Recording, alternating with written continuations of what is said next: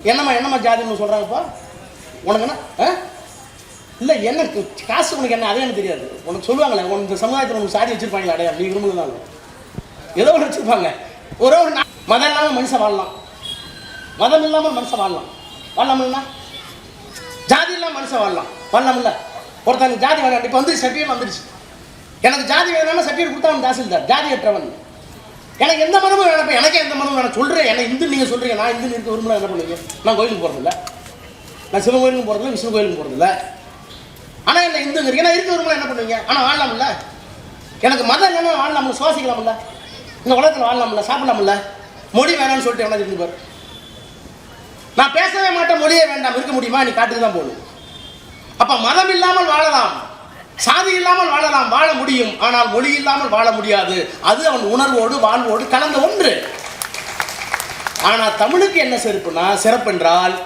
அங்கேதான் பெரியார் அண்ணா கலைஞர் எல்லோரும் வருகிறார்கள் ஒரு மொழி பரிவர்த்தனைக்கான பாஷை என் உணர்வு அவனுக்கு சொல்லணும் அவன் உணர்வு இவனுக்கு சொல்லணுன்றதா மொழி ஆனால் இந்த மொழி தான் உலகத்திற்கு அறத்தை சொன்ன ஒரே மொழி இந்த மொழி தான் வாழ்வியலை சொன்ன ஒரே மொழி அதனால தான் உலகத்தில் எல்லாமே நீகிரோவுக்கு சண்டை இருக்குது வெள்ளைக்காரனுக்கு சண்டை இருக்குது மங்கோலியனுக்கு சண்டை இருக்குது நிறத்தால் சண்டை ஜாதியால் சண்டை மதத்தால் சண்டை கண்ணுக்கு தெரிகிற நிறத்தால் சண்டை கூட ஓரளவு தெரியுது இவன் கருப்பாக இருக்கான் வெள்ளையாக இருக்கும் பரவாயில்ல மங்கோலிய முகம் தட்டையாக இருக்குது அவன் முகம் தட்டையாக இருக்குது ஆனால் இந்தியாவோட ஜாதியை உருவாக்குனாங்க பாருங்கள் பிராமணர்கள் இந்து மதம் எதுவுமே கண்டுபிடிக்க முடியாது இப்போ நான் கேட்குறேன் இங்கே உட்காந்துருக்க யாராவது ஒரு தங்கச்சி ஒரு அக்காவை எந்திரிச்சு முகத்தை வச்சு எந்த ஜாதின்னு சொல்லிடுவீங்களா எந்த ஜாதின்னு சொல்லிடுவீங்களா யாராச்சும் ஒரு சொல்ல முடியுமா முகத்தை வச்சு நடமுடையை வச்சு உடையை வச்சு கண்ணை வச்சு கருப்பாக இருக்கிறவரெல்லாம் ஆதிதிராவிடன்னு சொல்லிடுவீங்களா கருப்பை தேவையில்ல கருப்பே இல்லையா இப்போல்லாம் ஐயர்லேயே கருப்புட்டாங்க சிக்கல் அங்கே தான்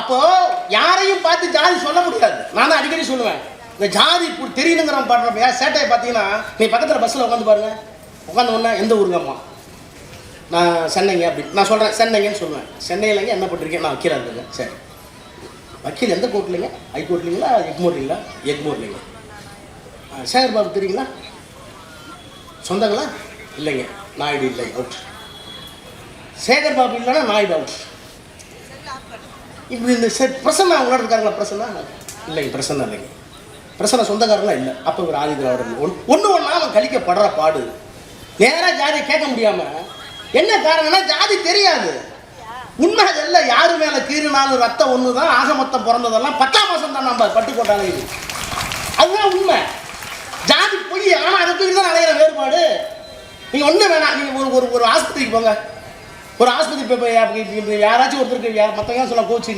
பகுத்தறிவாத என் தங்கச்சி மதியம் ஒரு சின்ன ஆக்சிடென்ட்டு அது ஒரு ஆக்சிடென்ட் வச்சுங்க ரத்தம் ஏற்றணும் என்னம்மா ஜாதின்னு சொல்கிறாங்கப்பா உனக்கு என்ன இல்லை என்ன காசு உனக்கு என்ன அதே எனக்கு தெரியாது உனக்கு சொல்லுவாங்களே உனக்கு இந்த சமுதாயத்தில் உனக்கு சாதி வச்சுருப்பாங்களே அடையா நீ விரும்புனாலும் ஏதோ ஒன்று வச்சுருப்பாங்க ஒரு நாடாரோ செட்டியாரோ இப்போ சேகர் பாபுக்கு வச்சுங்க சேகர் பாபுக்கு ஒரு ரத்தம் ஏற்றணும் 1/2 கிலோ 1/2 லிட்டர் ரத்தம் எடுத்துன்னு வச்சுங்க அவர் 100 பேருக்கு ரத்தம் கொடுப்பாரு அவ்வளோருக்கு ரத்தம் இருக்கார் ஒரு பேச்சுக்கு சொல்கிறேன் சேகர் பாபுக்கு ரத்தம் ஏற்றணும் தேவைப்படுது ஒரு 1/2 லிட்டர் ரத்தம் தேவைப்படுது உடனே அன்னி போய் என்னுடைய புருஷன் சுத்தமான நாயுடு ரத்தம் தான் வேணும்னு சொல்லுவீங்களா ஏத்தனை செத்து பிடிங்க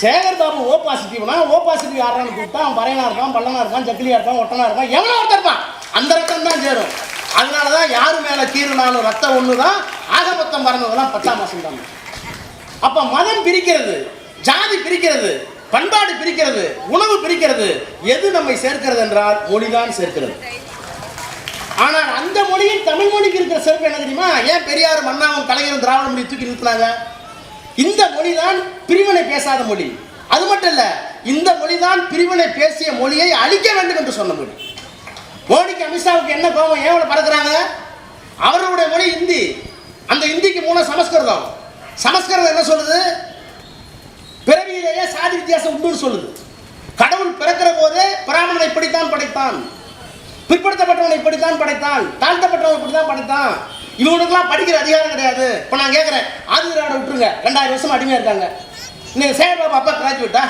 ஏன்னா சேகர் பாப்பா உங்கள் அப்பா பட்டதாரியா உங்கள் அப்பா பட்டதாரியா உங்கள் தாத்தா பட்டதாரியா சொத்து இருந்திருக்கும் வண்டி இருந்திருக்கும் வாகனம் இருந்திருக்கும் நிலமுறை இருந்திருக்கும் இப்போ நீங்கள் கொங்கு வேலை இருக்கவங்க என் தொகுதி வாங்க ஒவ்வொருத்தருக்கும் 60 ஏக்கர் 70 திறந்து இருக்கும் வண்டி விட்டாம தான் இருப்பாங்க. ஆனால் எங்கள் அப்பா யாருன்னு கேளுங்க, 8வது படிச்சுட்டு 10வது படிச்சு அதுக்கு விட மாட்டான். இந்த சமூகம் அவனுக்கு கல்வியை தரவில்லை. இந்த சமூகம் அவனுக்கு கல்வியை தரவில்லை. ஏன்?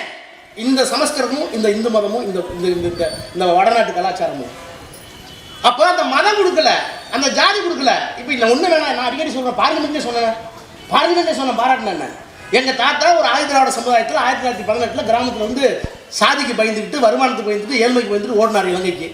ஒரு வெள்ளக்காரன்ட்ட போய் அங்கே போய் கல்யாணம் பண்ணிட்டு அங்கே படித்து எங்கள் அப்பாவே இங்கிலீஷ் பேச வச்சார். எங்கள் அப்பா திரும்ப இந்த ஊருக்கு வந்தார். இங்கே வந்து நிலம் வாங்கினார், விவசாயம் பண்ணார். நான் 8வது பிள்ளை, 8வது பையனே படித்து வக்கீலாகி மந்திரி ஆகிட்டேன். இதெல்லாம் செஞ்சது யார்? 1918 ஜாதிக்காகவும் ஏழ்மைக்காகவும் ஓடிய என் தாத்தாவை கொஞ்சம் படிச்சிருந்து ஊருக்கு வந்த எங்கள் அப்பாவுக்கு பிறந்த 8வது மகன் இந்தியாவுக்கு அமைச்சராக இருப்பது யாரால்? பெரியார், அண்ணா, கலைஞர், அம்பேத்கர் என்கின்ற திராவிட கருத்தில் தானே. இந்த சமத்துவத்தை சொன்ன ஒரே மொழி எந்த மொழி? தமிழ் மொழி தான். பிறப்புக்கும் எல்லா உயிருக்கும். ஏங்க இப்போ அடிச்சுக்கிறோமே, அந்த சண்டைக்கு இந்த சண்டைக்கும் ஜாதிக்கு அடிச்சுக்கிறோம், இல்லைன்னா அந்த தெருவுக்காரன் இந்த தடவை அடிச்சுக்கிறோம். யாதும் ஊரே யாவரும் கேளீர். டே, உலகத்தில் எந்த மனுஷன் பிறந்தாலும் அவன் மனுஷன் தான்டா, எல்லாமே நான் சொந்தக்காரன் தான். 5000 வருஷம் சொல்லிருக்கான் சார், யாராவது சொல்ல முடியுமா? 5000 ஆண்டுகளுக்கு முன்னால் பிறப்புக்கும் எல்லாம், பிறப்பால் எல்லாரும் சமம். அறிவால் மாறுபடலாம், இருக்கிற பொருளால் மாறுபடலாம். இப்போ நான் ஏன் என்னோட படித்த 10 பேரில் 20 பேர் கண்டக்டராக இருக்கான், 4 பேர் தாசில்தாராக இருக்கான், 10 பேர் வேலைக்கே வர விவசாயம் பண்ணுறான். அவ்வளோதான் நான் முடிஞ்சது. பிறக்கிற போது மனிதர்கள், ஆனால் அறிவை பெறுகிற போது ராஜா மந்திரி ஆயிடுறேன், வக்கீல் ஆயிடுறேன். அப்போ அறிவால் ஒருவன் உயர்வாக இருக்கலாம், பெருமிதம் வேணும். இன்னும் சொல்ல போனால் உடல் வலிமையாக கூட சொல்லலாம். நான் எக்ஸசைஸ் பண்ணுறேன், நான் அடிச்சு 10 பேர்த்து அடிப்பேன், அதை விட பெருமையாக வச்சுக்க. பணம் 10 கோடி இருக்கு, நான் சம்பாரிச்சிருக்கேன், உழைச்ச சம்பாரிச்சேன், அவன் என்னோட ஏழை, பெருமிதமாக இருக்கு. இவையெல்லாம் நீ சம்பாதிச்சது. பொருளாக இருந்தாலும், பணமாக இருந்தாலும், அறிவாக இருந்தாலும், நீ என்ன சம்பாதித்தாயோ அதுக்கு உனக்கு செருக்கு வரலாம், திமிர் வரலாம். ஆனால் சாதியால் திமிர் ஏன்? நீ கொண்டு வந்தியா சாதிய? இங்கே இருக்கிற யாராவது எங்கள் அப்பா அம்மாவுக்கு மனு போட்டு நான் நாடாருக்கு தான் பிறக்கணும், செட்டியாருக்கு தான் பிறக்கணும் நீங்களா? அப்போ சாதியால் இருக்கிற பெருமை தவறு என்று சொன்ன ஒரே மொழி தமிழ் மொழி தான். பிறப்புக்கு எல்லாம் அதை தான் திராவிடம் சொன்னது. டே, எங்க மொழிக்கு வேற அடையாளம் இருக்குது, வெறும் மொழி பாஷை இல்லை. இப்போ சொன்னாரு 5000 ஆண்டுகளுக்கு முன்னாடி சொன்ன பிரசன்னா, நான் என்ன சொல்லட்டுமா? கலைஞர் எங்கே இருக்கிறார்? எல்லாத்தையும் எழுதினார். கலைஞர் வந்து அண்ணாவை சொல்லும்போது சொன்னார், அண்ணாவே வந்து வள்ளுவராக தான் பிறந்தார். அண்ணா செத்து போனப்ப, அண்ணா செத்து போய் சடலம் கிடக்குது, அழுகுறார் வீட்டில், இரவு முழுக்க பேனா எடுத்து எழுதுறார். என்ன எழுதினார்? ஒரு கற்பனை. திருவள்ளுவருக்கு பிறகு தமிழ்நாட்டில் தமிழனை காப்பாற்ற, மொழியை காப்பாற்ற ஆள் இல்லை, அவர் கற்பனை. திருவள்ளுவருக்கு பிறகு 2000 ஆண்டுகளுக்கு முன்னாலே திருவள்ளுவன் வாழ்ந்தான். அவனுக்கு பிறகு தமிழ்நாட்டை, தமிழ் மொழியை பாதுகாப்பதற்கு ஆள் இல்லை. அதனால அண்ணா பிறந்தாராம். எப்ப போய் தமிழ் அன்னை, தமிழ் தாய் போய் கேட்டாலாம் வள்ளுவர்கிட்ட, வந்து இங்க பிறங்கன்னு. பாடினாள் தமிழ் அன்னை, சோகப்பாட்டு பாடினாள் தமிழ் அன்னை, ஓடினால் ஒரு வழியும் கிடைக்கவில்லை. புவியூர் விட்டு புகழூரில் வாழுகின்றான் கவியூர் பெருவேந்தன் குரலாசான். ஆண்டு சென்று அருமை மகனே, நீ மீண்டும் தமிழகத்தில் பிறந்திட வேண்டும் என்றான். கேட்டான் போய், எதற்கு? தோன்றுகின்ற இடமெல்லாம் தங்கம் வரும் தமிழகத்தில் நீ மீண்டும் பிறக்க வேண்டும் என்றான்.